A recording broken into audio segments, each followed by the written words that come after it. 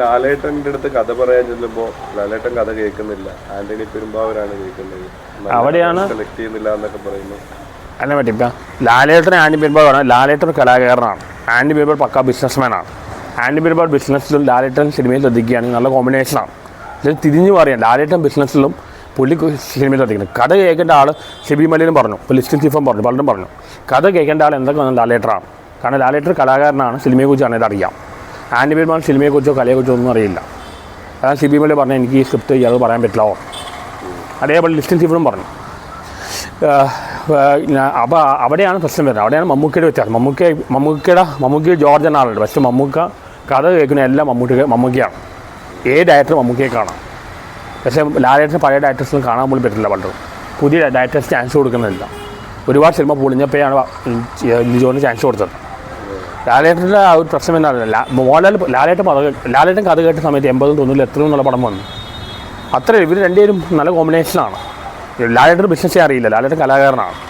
ലാലേട്ടൻ cinema കഥ കേൾക്കുക, സിനിമയെ ശ്രദ്ധിക്കുക, ആന്റണി പെരുമ്പാവൂർ ബിസിനസ് ശ്രദ്ധിക്കുക, നല്ലൊരു കോമ്പിനേഷനാണ്. ലാലേട്ടൻ പണ്ടെല്ലാം ഒരുപാട് നാളെ മൂവ് ചെയ്തിരുന്നു, ഒരുപാട് സാമ്പത്തികമായിട്ട് ഒരുപാട് പ്രശ്നം ഉണ്ടായിരുന്നു. അതിനെ ശരിയാക്കിയത് ആന്റണി പെരുമ്പാവൂരാണ്. സിനിമ സെലക്ട് ചെയ്യുന്നത് ലാലേട്ടനാണ്. അവിടെയാണ് പ്രശ്നം വരുന്നത്. അതുകൊണ്ടാണ് കഴിഞ്ഞ അടുത്ത കാലത്ത് കുറേ ഫ്ലോപ്പ് ലാലേട്ടൻ വന്നുകൊണ്ട്. അതിലൊരു കമന്റ് വന്നിരുന്നു, ആനയെ മാത്രമല്ല ആനപ്പിണ്ടത്തെയും പേടി. ലിസ്റ്റ് ശിവൻ പറഞ്ഞത് ശരിയാണ്. ആ കഥ ലാലേട്ടൻ കേട്ടിട്ടില്ല, ആന്റണി പെരുമ്പാവൂർ കേട്ടിട്ടുണ്ട്. ഈ ടിനു പാപ്പച്ചൻ്റെ ഫിലിം, ടിനു പാപ്പച്ചൻ പടം നടക്കണ്ട, ചാൻസ് കൊടുക്കുന്നില്ല. ഇപ്പോൾ ലിജു തന്നെ നേരത്തെ ഒരു പടം വന്നപ്പോൾ കൊടുത്തില്ല.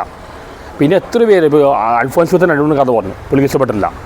VK പ്രകാശ് പടം വേണ്ടെന്ന് വെച്ചു. എത്ര ഗൗതം മേനോൻ, പിന്നെ മുന്നേറിപ്പിട്ടായിട്ട് വേണു, മറ്റേ ബാൺ ഫസ്റ്റ് ഷാജിയും കയറി, ഇവർക്ക് ആർക്കും നല്ല പടം ഒന്നും ചാൻസ് കൊടുക്കുന്നില്ല. ഈ ബിഗ് ബഡ്ജറ്റ് ഐഡിയ മോഹൻലാലിൻ്റെ മനസ്സിൽ കൊണ്ടുവന്ന് ആന്റണി പെരുമ്പാവൂരാണ്. അതോടെ മോഹൻലാൽ നടന്ന് നഷ്ടമാവാണ്. ഇപ്പോൾ ഒരുപാട് നാൾ ശേഷം നേരിടുന്ന മൂവി കാണുന്നു, അതും നടന്നായി. മറ്റേ ഈ അടി പ്രിയദർശനം പറയണ്ട, ഇടിപ്പടം നിർത്തണമല്ലോ, ഇടയ്ക്കെല്ലാം ആവാം. പക്ഷേ എപ്പോഴും ലാലേട്ടൻ ഈ ഇൻ്റർവ്യൂകൾ പറയുന്നുണ്ട്, നിങ്ങളെപ്പോഴും ഈ മീശ പിരിച്ച് അങ്ങനത്തെ പദം മാത്രം ഉദ്ദേശിക്കരുത്, എല്ലാ തരത്തിലും ഫിലിമും ചെയ്യണം, എല്ലാ തരത്തിലും ഫിലിം പ്രൊമോട്ട് ചെയ്യും. ഇവിടെ പണ്ട് പ്രണയവും വില്ലൻ ഇറങ്ങിയപ്പോൾ ഫാൻസുകാർ പ്രൊമോട്ട് ചെയ്തില്ല. അവർക്ക് ഈ നരസിംഹ ശേഷമുള്ള മീശ പിരിച്ച് അത് മാത്രമേ കാണാൻ പറ്റുള്ളൂ. ലാലേട്ടൻ അങ്ങനെ ഒരു രജനീകാന്ത് ആ രീതിയിൽ പോയതാണ്, അങ്ങനെ പോകേണ്ട നടന്നല്ല. ലാലേട്ടൻ നടന്നുമാണ്, താരവുമാണ്. രജനീകാന്ത് പോലെ താരവുമാണ്, കമലഹാസൻ നടന്നുമാണ്. ഇപ്പോൾ 2 കൂടി മാച്ചിൽ പോകണം. അതിന് ലാലേട്ടൻ സ്ക്രിപ്റ്റ് കേൾക്കണം, കഥ ലാലേട്ടൻ തന്നെ കേൾക്കണം. അവിടെയാണ് എല്ലാ പ്രശ്നവും വരുന്നത്. ആ കഥ ലാലേട്ടൻ കേൾക്കുകയും പിന്നെ അതിൻ്റെ പ്രൊഡക്ഷൻ മറ്റ് ബിസിനസ് സൈഡ് മുഴുവൻ ആന്റണി പെരുമ്പാവൂർ ഇൻവോൾവ് ചെയ്യുകയാണെങ്കിൽ ഇവർ ഉഗ്ര കോമ്പിനേഷനാണ്. പൃഥ്വിരാജ് ആണെങ്കിലും മമ്മൂട്ടി ആണെങ്കിലും ഇവരാണ് കഥ കേൾക്കുന്നത്. മമ്മൂട്ടിക്ക് ജോർജ് വലിയൊരാളാണ്, പക്ഷേ എന്ന് പറഞ്ഞാൽ കഥ കേൾക്കുകയും എല്ലാം പുള്ളിയെ കൺട്രോൾ ചെയ്യുക. അതുകൊണ്ടാണ് മമ്മൂട്ടി കഴിഞ്ഞ 2 വർഷം ഇത്ര നന്നായിട്ട് പോയത്. പുള്ളി യങ്സ്റ്റേഴ്സ് ഒരുപാട് ചാൻസ് കൊടുക്കുന്നുണ്ട്. മോഹൻലാൽ കംഫർട്ട് സോണിലാണ്. ലാലേട്ടൻ മമ്മൂക്ക അങ്ങനെ എക്സ്പെരിമെൻറ്റ് ചെയ്തുകൊണ്ടിരിക്കുകയാണ്.